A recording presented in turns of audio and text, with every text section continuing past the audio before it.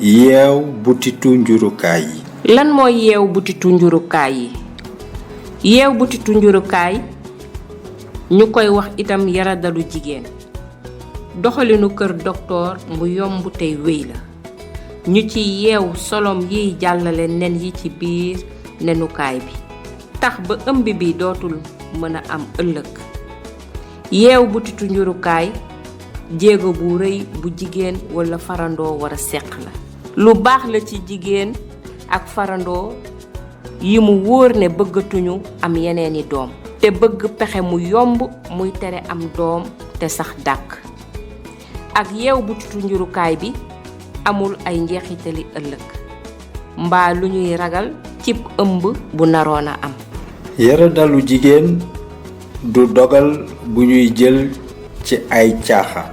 kon bu ngeen wóoluwul seen bopp mën ngeen tànn meneen pexe mu mel ni jëmb bi wala stérilet ngir kaaraange guy dem 3 ba 10 at te du yàq dara ci kàttanug mën a jur doom ëllëg ci sibiir.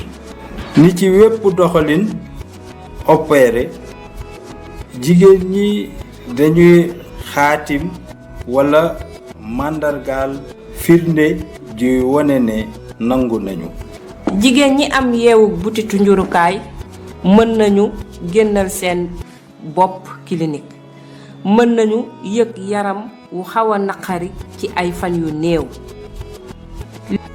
liggéey bi jaadu dinañ ko mën a dooraat gannaaw 2 fanu noppalu. liggéey bu dis bi nag dina mën a dooraat gannaaw 1 ayu bés ngir ak pàggute rekk. mbirum sëy nag xaarandi luy toll ci 1 ayu bés moo ci gën a gaaw opération bi. waaye mën ngeen dooraat ab jaxasoo saa yu ngeen yëgee péex ak jàppandal.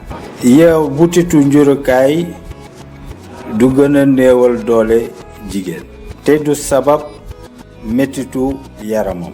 mën ngeen amaat ab jaxasoo ni ngeen ko daan amee ba noppi di gis seen baax weer wu jot. yeew butitu njurukaay nag du aare ci sida ak feebar sëy yiy wàlle. kon bu ngeen ci amee ak jaaxle jëfandikoo leen kiiru ci diir bi ngeen di sëy.